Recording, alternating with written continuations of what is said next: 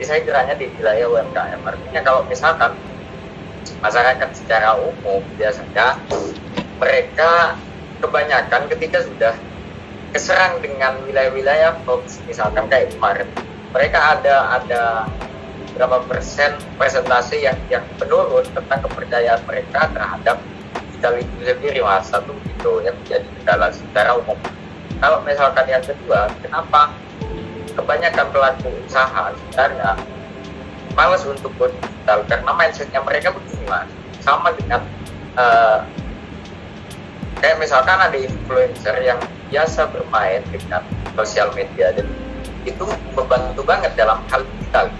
Tapi ketika kita minta bantuannya mereka, influencer yang sudah gede, mereka juga butuh support apa namanya, support fee lah dari kita, sehingga akhirnya kita seharusnya dituntut untuk juga berdigitalisasi dan kita memanfaatkan digital itu dengan polanya kita gitu.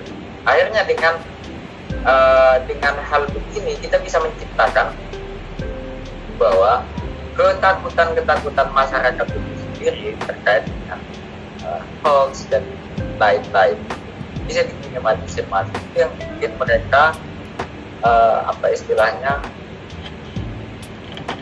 jarang untuk go digital. Rata-rata sih yang saya pahami itu masih begitu, Mas. Nah, yang kedua di wilayah UMKM ada dua platform, Mas, yang saya tahu. Satu memang karena mereka tidak tahu tentang pemanfaatan digital, dan yang kedua karena di UMKM-nya tidak ada unit apa istilahnya, tidak ada komponen manajemen yang mumpuni, Mas. Artinya dia misalkan single fighter, misalkan dia cuma sendirian dalam misalkan pasarnya, terus juga yang kedua dia hanya berjualan saja dan sebagainya.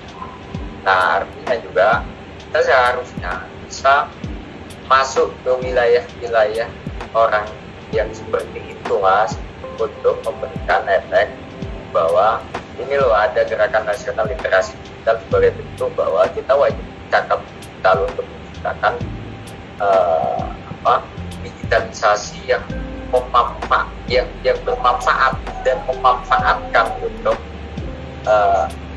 diri kita sebagai pelaku usaha. Sebenarnya itu aspek yang harus masuk di Mas. Kalau misalkan hari ini misalkan yang ikut kebanyakan kan masih mahasiswa,